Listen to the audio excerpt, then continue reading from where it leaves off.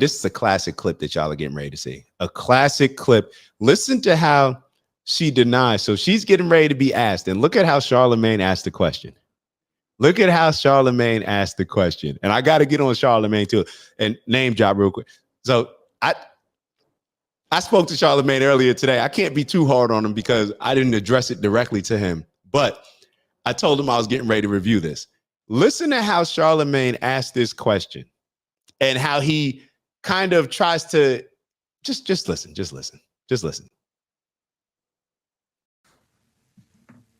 Thank you, Reverend. Thank you for the correction. Thank you, Reverend. And God is good. Again. Every day, all the time. There you go. I had to make sure you get that right. Now, have you seen the clip, Madam Vice President, from the griot? It's a clip that's kind of out of context, and it says that you won't do anything specifically for Black people. Have you seen that? I've not seen that. Well, it's a clip that has you saying that you're not going to do anything specifically for Black people. Well, that's just not true. And Why is Charlamagne nodding his head like we haven't all seen the video? And he started off, listen to what he said, how he asked the question. He said, yeah, there's a video, it's out of context. It's not out of context. There's a whole video. How do I know? Because I'm getting ready to play it for y'all right now. There's an entire video where she's acting as if she didn't specifically say these things. And even if Charlamagne, even if she says that she's never seen the clip, you do realize that she was in the clip. Like, you could still ask her about it. She was the one saying these things. You don't have to say like, yo, did you see that clip of such and such? Such and such is her. But there we go. Let me just share it with y'all. So this is the clip. And before I play this clip, I'm going to replay Charlamagne asking the question, because I want y'all to just see how all of this stuff happens. Like, we are getting played with right in front of our faces. All right, so let's go back to Charlamagne asking the question. It's a clip that's kind of out of context, and it says that you won't do anything specifically for Black people. Have you seen that? I've not seen that. Well, it's a clip that has you saying that you're not going to do anything specifically for Black people. Well, that's just not true. And listen again. That's not true. Maybe she's saying the clip isn't true. Let's take a look at the clip and let's see if the clip is true. We're going to listen to all 2 minutes and 39 seconds of this. Reparations for Black people. Well, listen, again, we had. And the question is, this is something, and this is going to come up later on in the conversation with Charlamagne. Reparations. This is one of those things that these politicians dangle in front of us every time they're looking for support, every 4 years when it's election time, and they do absolutely nothing about it when they actually get into positions of power. So this is what she's asked. This is Do you support reparations for Black people? Well, listen, again, we had over 200 years of slavery. We had Jim Crow for almost a century. We had legalized discrimination, segregation, and now we have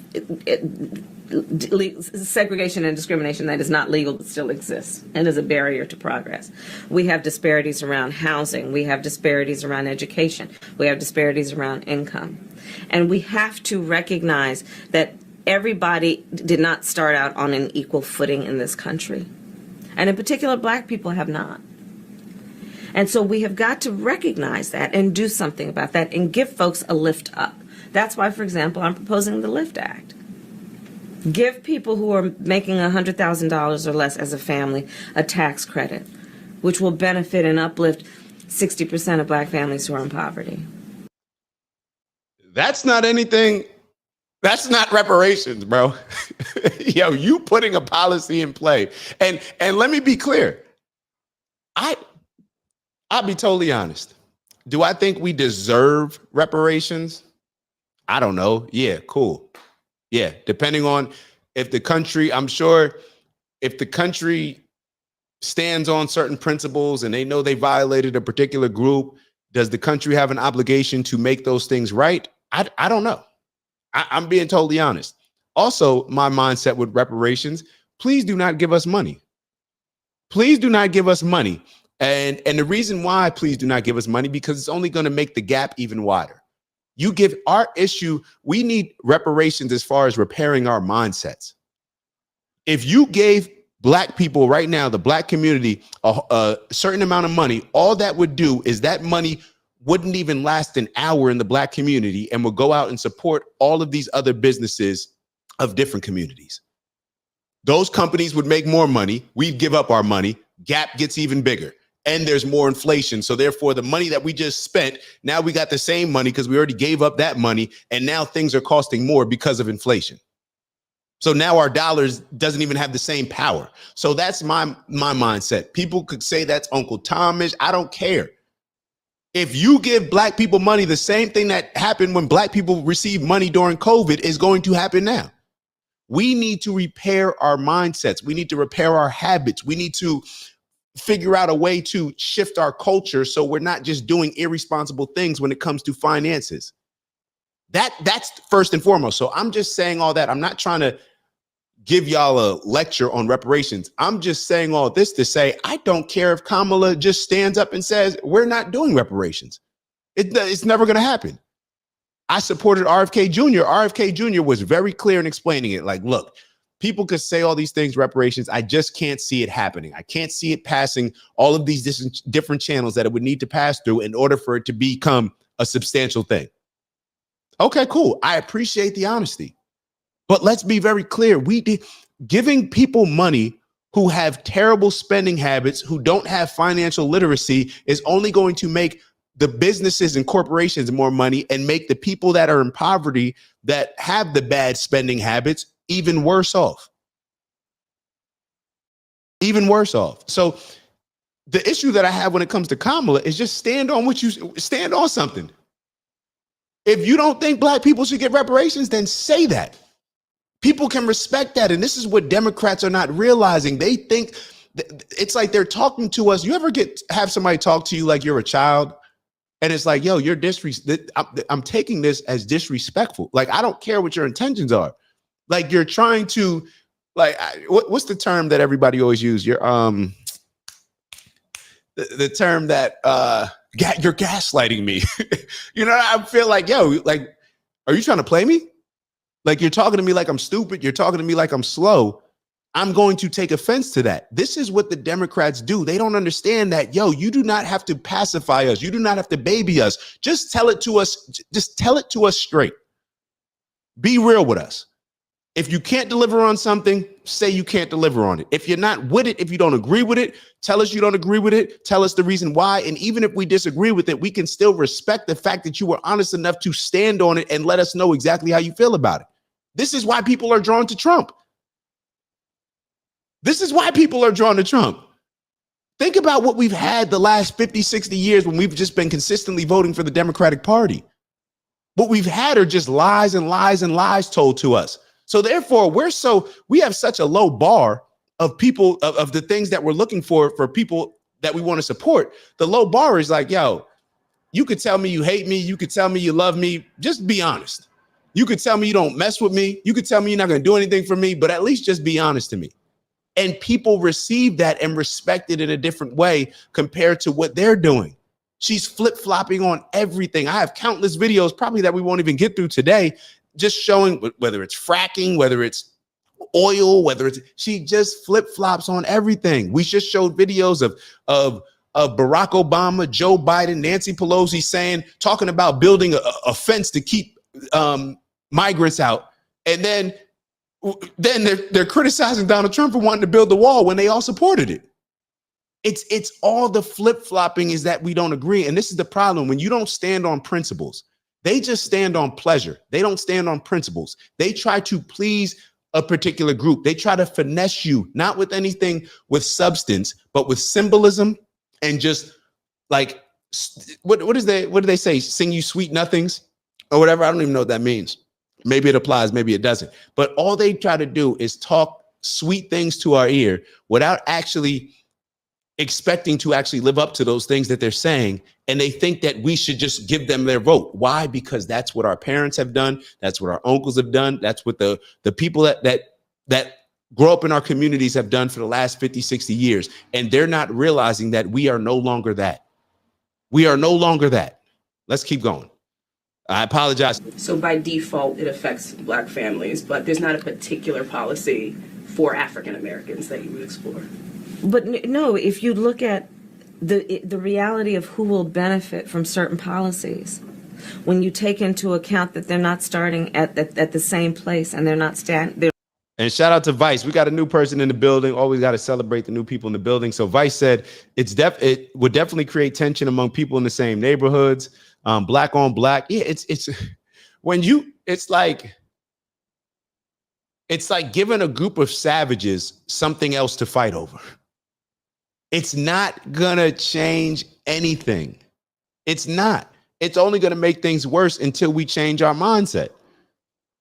I don't blame Kamala. If Joe can get away with it, why can't she? That's a great point that you use, Vice. Politicians are going to be politicians. I expect Kamala to do exactly what she's done. I can't get mad at her. I have to get mad at us because I'm looking at it like, damn, there's a lot of people still supporting her. So it's like, how can I get mad at Kamala if what she's doing is working? How can I get mad at Biden if what he's been doing is working? How can I get mad at Barack if what he's been doing, all he had to do was be black? How can we get mad at politicians before getting mad at ourselves? We are the ones that give them the power by electing them. We are choosing them. So if I'm trying to kick it to a girl and she knows that I'm lying, and she still decides to give it up, whatever, she can't get me. You knew I was lying. I mean, you could get mad at me, but now I'm just going to give you the same lie 20 other times. And the rest of those guys are going to give you the same lie 20 times. Like, at what point do you start to look at yourself and say, maybe I'm the problem? And I shouldn't have used myself as an example because that's not how I move. You feel me? So, yeah. But how can you get mad? Like, we have to get mad at ourselves. We're the ones supporting this. We're the ones condoning this. Matter of fact, we're the ones tearing each other down if we don't support this. I don't know. Maybe I'm bugging. They're not starting on equal footing. It will directly benefit Black children, Black families, Black homeowners, because the disparities are so significant. So if we focus on the specific issues that have resulted in the greatest disparities, and we understand that that's part of why we're doing it. Listen, the reality also is this. Isn't that what they say?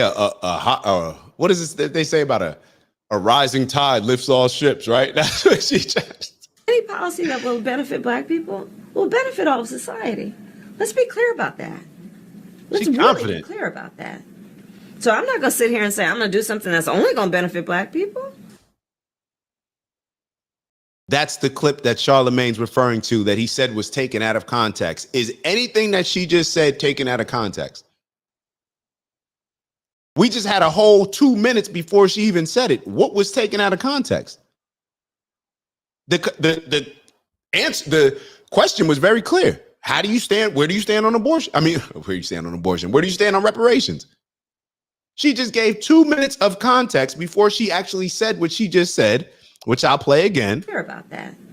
So I'm not going to sit here and say I'm going to do something that's only going to benefit Black people.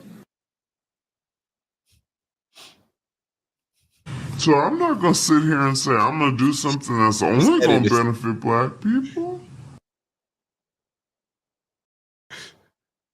So I'm not going to sit here and say I'm going to do something that's only going to benefit Black people. All right, so let's move back to the other video. That's all we wanted to show you with that. Back to the interview. Have you seen that? Have you? It says that you won't do anything specifically for Black people. Have you seen that? Have you? I've not seen that. Well, it's a clip that has you saying that you're not going to do anything specifically for Black people. Well, that's just not true. Which part? Listen, again, you said it at the beginning of this visit. He said there's a clip. They're acting as if this was an AI animated clip. No, Charlamagne, there wasn't a clip. You said it, Kamala. What did you mean by that? Oh, it was out of context? Why don't you give us the context now that you have some time to explain it? What did you mean by that?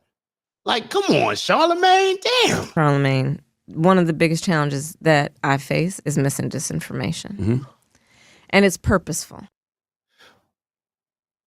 This lady just acted as if she did not say something that she clearly said. It's a viral clip. She's been roasted for it for the last 5 years. It comes up every time she runs for something when she's trying to appeal to the black community. That clip comes up. You just saw that there were 100 different edits of that video that I could have showed y'all. And now she's trying to talk about play victim to misinformation. Like she is. But what did Vice just say? Joe Biden got away with it. So I guess she can too. And no, I didn't catch the Fox interview. The Fox interview she just did, right? Or she was getting ready to do it, or I don't know. Oh, my fault. Yeah, baby. I didn't catch the Fox interview. I need to check the Fox interview, and I'm sure we'll be back doing the same thing when it comes to the Fox interview. So make sure that you tap in, make sure that you subscribe, make sure that you like, but make sure that you subscribe. So therefore, and turn your notifications on so you can tap in with us on the Fox interview, because we will be going through that as well. Hold on. Let me get back. I keep taking it off the screen because I feel like they can detect. I don't want them to shut it down. So Urs, shout out to my brother Urs in the building. Ignore it and no one will notice. It's a fact. It's like, yo, how does the person that just got called out? She literally just got called out. And Charlamagne, this is why I get mad. This is why I got mad at Charlamagne. You got to call that out, bro. You can't let her slide on that. And then she goes in to talk about misinformation. Somebody, just think about somebody who's reading this. Think about somebody's grandmother. Think about somebody's aunt and uncle. Think about your parents that may be a little bit older and haven't seen these viral videos that I just showed, like let's say on TikTok or Instagram. They don't see those things and they rely more on mainstream news outlets. They are not even going to know how much she just contradicted herself. Think about it from that standpoint. She literally let's keep going. Let's keep going. Let's keep going.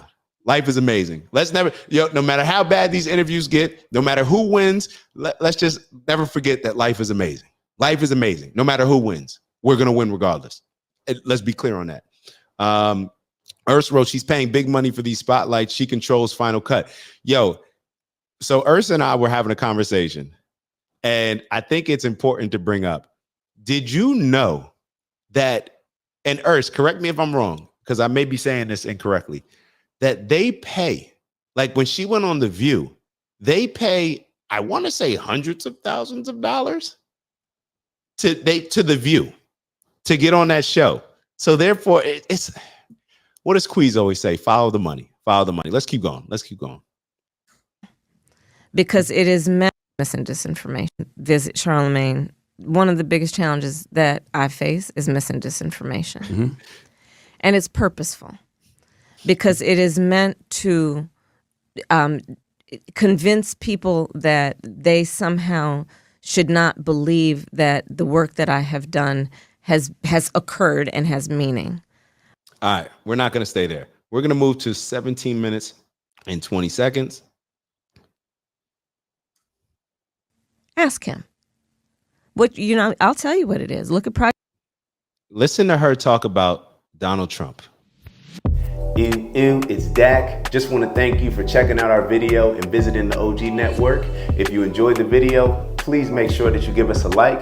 And if you're looking to join a community of inspired individuals striving for purposeful abundance, subscribe. And if you're feeling real generous, share the video with some friends and family. All right, I'll see y'all soon. Ew.